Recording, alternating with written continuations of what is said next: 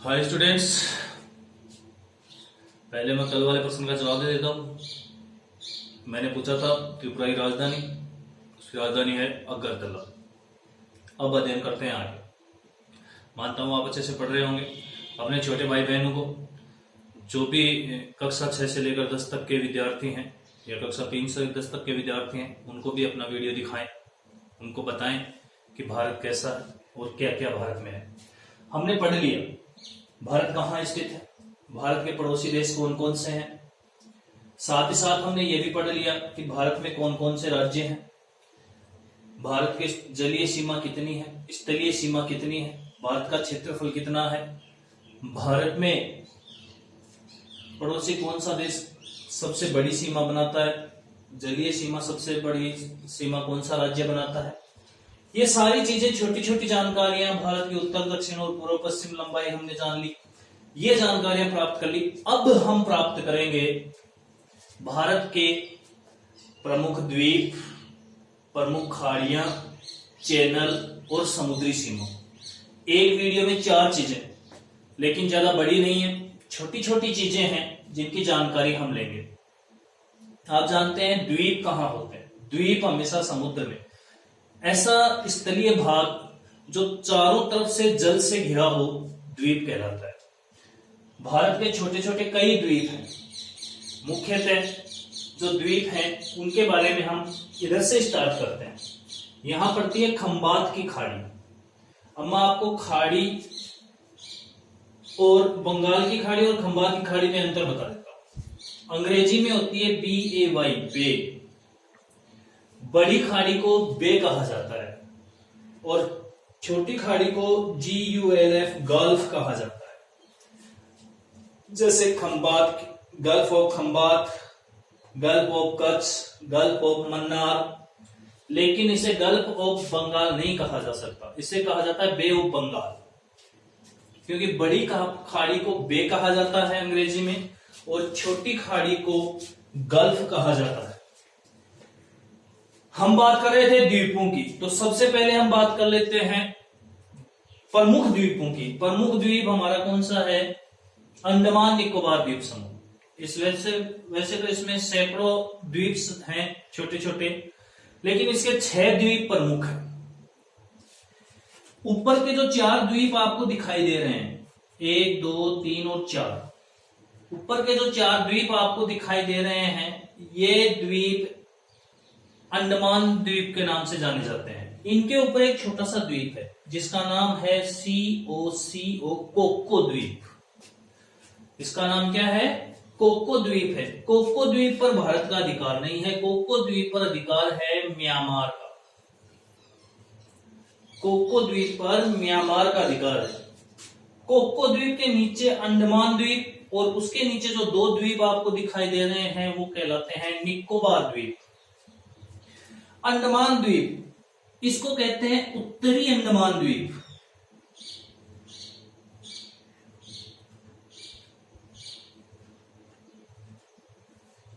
इसको मध्य अंडमान द्वीप,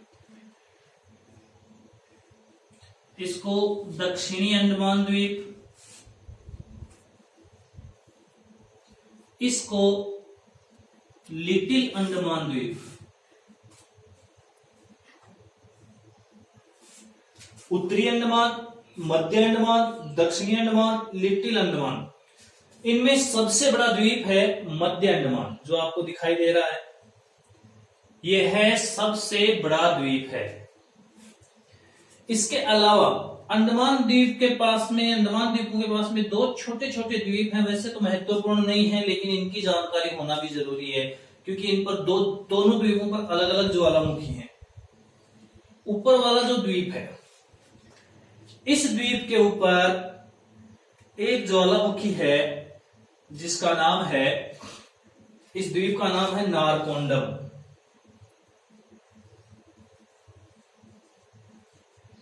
नारकोंडम द्वीप।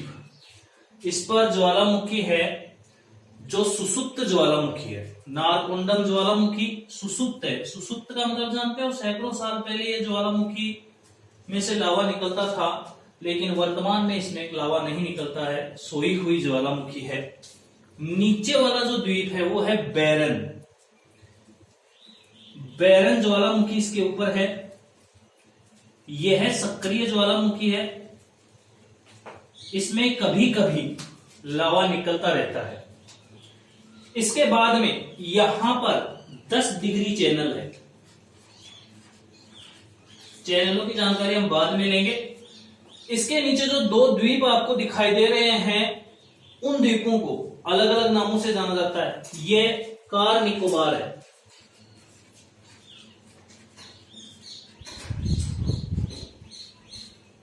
और नीचे वाला ग्रेट निकोबार है।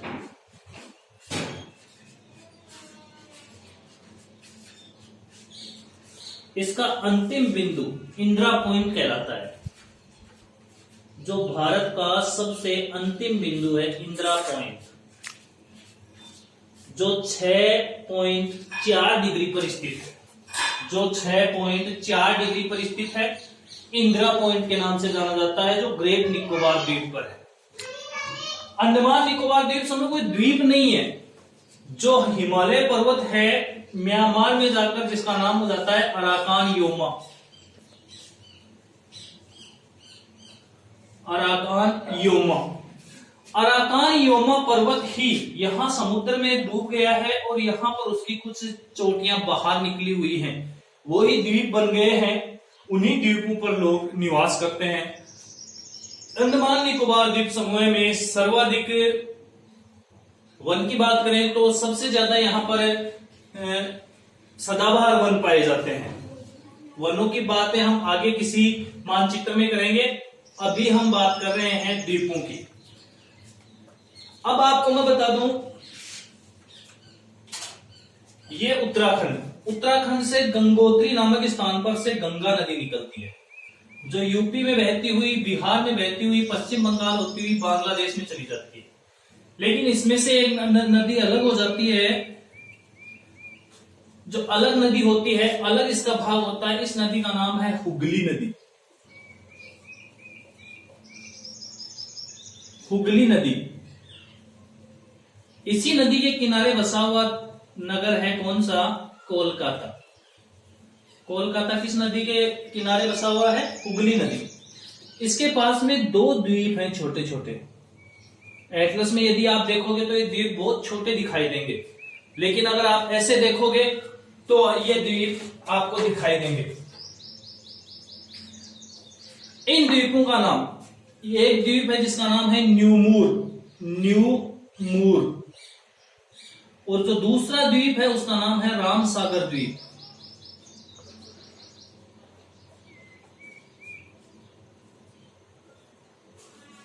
यहां से ब्राह्मणी नदी आती है, और ब्राह्मणी नदी के मुहाने पर एक द्वीप है, व्हीलर द्वीप।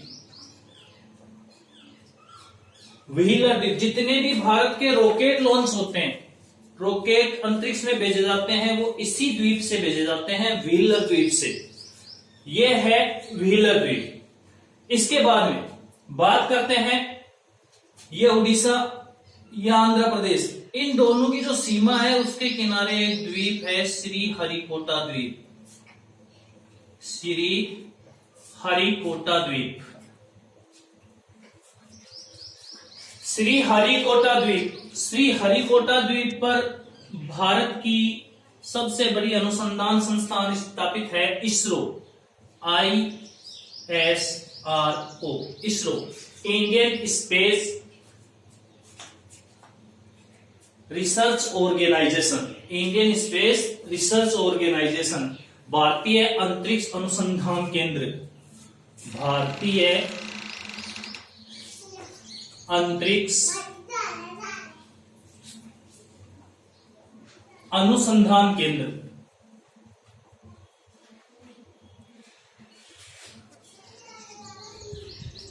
भारतीय अंतरिक्ष अनुसंधान केंद्र।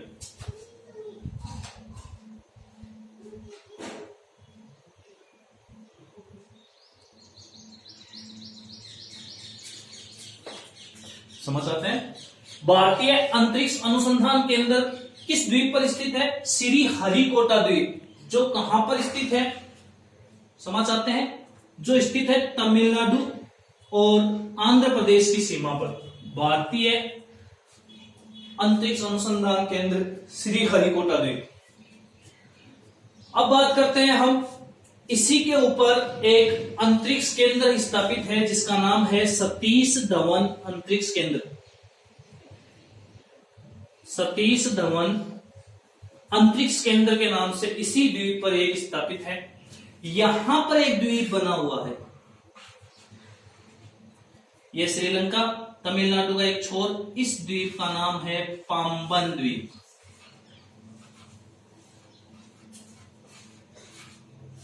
पाम्बन द्वीप, पाम्बन द्वीप, पाम्बन द्वीप जुड़ता है राम सेतु पुल से। पाम्बन द्वीप का जो अंतिम बिंदु है यहां पर, इसका नाम है धनुषकोटी। इसी धनुषकोटी से राम सेतु पुल प्रारंभ होता है जो श्रीलंका के अंतिम द्वीप तलाई मन्नार तक है। पाम्बन द्वीप, इसके बाद में आ जाते हैं हम पश्चिमी भारत में, या कहें तो अरब सागर में। ये थे बंगाल की खाड़ी के द्वीप।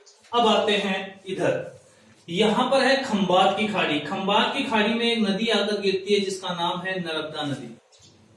वैसे तो दो नदी आती है, एक तापी नदी और आती है, ताप्ती या तापी नदी। दोनों ही डेल्टा नहीं बनाती हैं, एस्चुरी बनाती हैं।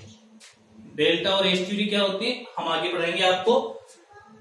इनके तट पर एक द्वीप स्थित है, इस द्वीप का नाम है अलिया बेट। अलिया बेट, आलिया भट्ट नहीं रहे, अलिया बेट द्वीप नाम है। अलिया बेट पर पेट्रोलियम के भंडार हैं जिनकी अभी तलाश जारी है। पेट्रोलियम आप जानते हैं, यहां पर एक बॉम्बे हाई नामक स्थान पर भी पेट्रोलियम बहुत है। यहां पर पड़ता है मुंबई। मुंबई थोड़ा सा इस प्रकार बसा हुआ है, यहां पर थोड़ी सी भूमि अंदर की तरफ पानी बसा हुआ है और ऐसे निकला हुआ है। इस तट के कोने पर मुंबई बसा हुआ है। ये देखा जाए तो ये मुंबई भी किसी द्वीप की तरह ही नजर आता है, इसीलिए इसका नाम, द्वीप का नाम है सेलसिट। इस द्वीप का नाम सालसेट।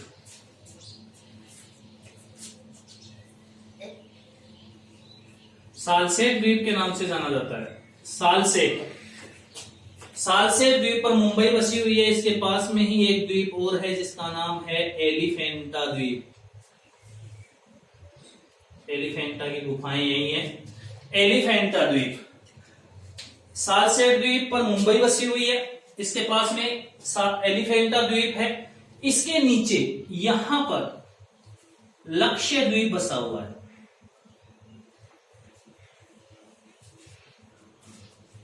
लक्ष्य द्वीप, लक्ष्य द्वीप का ही एक द्वीप है नीचे मिनिकॉय।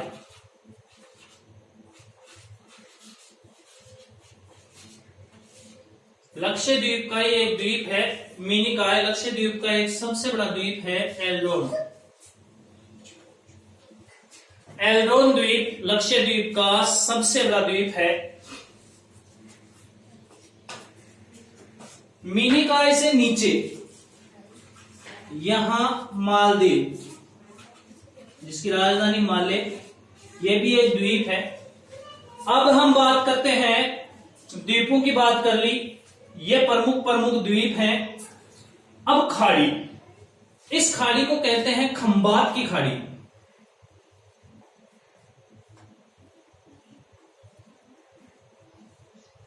यह खाड़ी कहलाती है कच्छ की खाड़ी। राजस्थान से निकलने वाली नदी खाड़ी में आकर गिरती है। कौन सी नदी निकलती है और कच्छ की खाड़ी में या कच्छ के रण में आकर गिरती है, आप कमेंट में बताएंगे। कच्छ की खाड़ी, यहां जो आप देख रहे हैं, एक तरफ श्रीलंका आ गई, एक तरफ राम सेतु पुल और पाम्बन द्वीप वगैरह आ गए। यहां खाड़ी है, उसका नाम है मन्नार की खाड़ी। और ये पूरी की पूरी आप सब जानते हैं, बंगाल की खाड़ी बे ऑफ बंगाल के नाम से जानी जाती है। खाड़ियों के बाद में बात करें, पाम्बन द्वीप है। पाम्बन द्वीप के ऊपर एक प्रमुख स्थान है जिसका नाम है रामेश्वरम। रामेश्वरम तमिलनाडु में न होकर पाम्बन द्वीप पर है। अगर आपने कभी चेन्नई एक्सप्रेस मूवी देखी हो, उसमें इस द्वीप के बारे में दिखाया जाता है। पाम्बन द्वीप पर जाने के लिए एक पुल को पार करना होता है, इसके बाद इस द्वीप पर जाया जाता है। तो यहां पर रामेश्वरम है। यह बात हो गई खाड़ी और द्वीपों की। अब बात करते हैं चैनल। चैनल किसे कहते हैं? चैनल कहते हैं दो द्वीपों के बीच की समुद्र को चैनल कहा जाता है। यह है 8 डिग्री चैनल, ये 9 डिग्री चैनल, और ये यहां पर 10 डिग्री चैनल।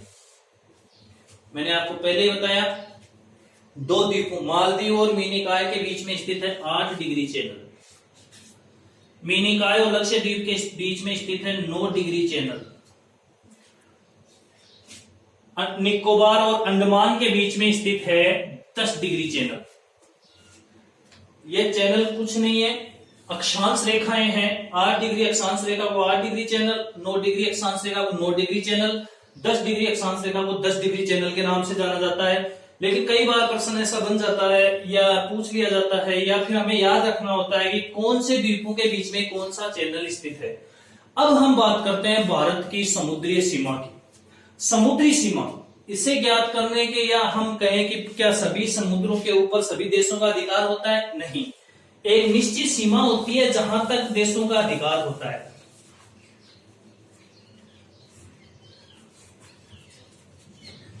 एक निश्चित सीमा होती है जहां तक देशों का अधिकार होता है। सबसे पहली सीमा मैं बना रहा हूं,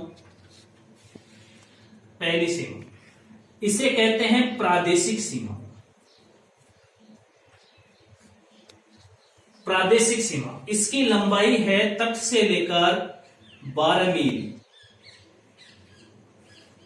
तट के पास एक आधार रेखा होती है। आधार रेखा, क्योंकि आप जानते हैं तट कटा फटा होता है ऐसे, इसीलिए इसे आधार रेखा, सीधी रेखा बनाई जाती है। इस आधार रेखा से 12 मील तक, 12 समुद्री मील,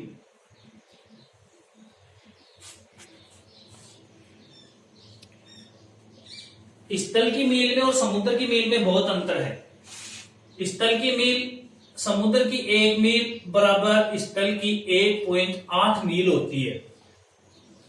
12 समुद्री मील तक प्रादेशिक रेखा होती है। इस रेखा पर पूरी तरह उसी देश का अधिकार होता है जिस देश की यह प्रादेशिक रेखा होती है। इसके बाद में 24 मील तक तटरेखा या आधार रेखा से 24 समुद्री मील तक एक रेखा होती है। यहां तक 3 अधिकार होते हैं देश के पास। यहां तक सफाई का अधिकार इसी देश का होता है, इससे आगे देश सफाई नहीं कर सकता। मछली पालन वगैरह, यहां मछली पकड़ना, सारी चीजें कर सकता है। सबसे तीसरी सीमा, इस सीमा का नाम है अविच्छन मंडल। जो ये सीमा है इसका नाम है अविच्छन मंडल। अविच्छन मंडल कहलाती है। इसके बाद में जो प्रमुख सीमा है जहां तक देश का अधिकार होता है वो होती है 200 समुद्री मील तक।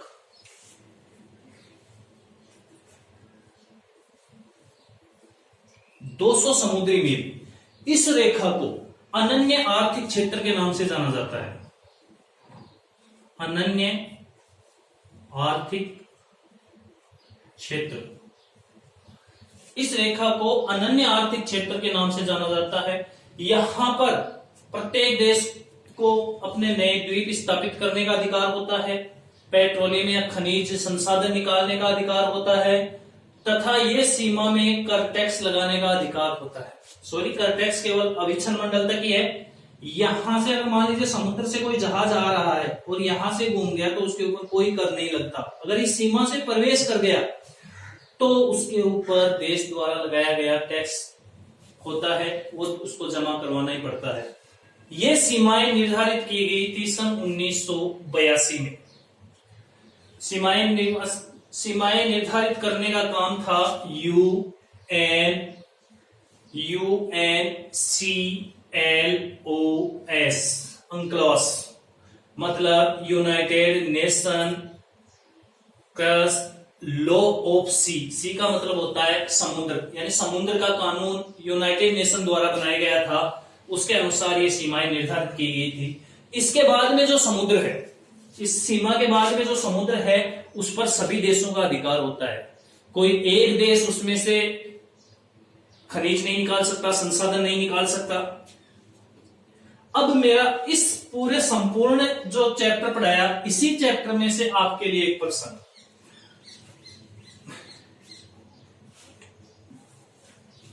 इसरो का पूरा नाम बताइए।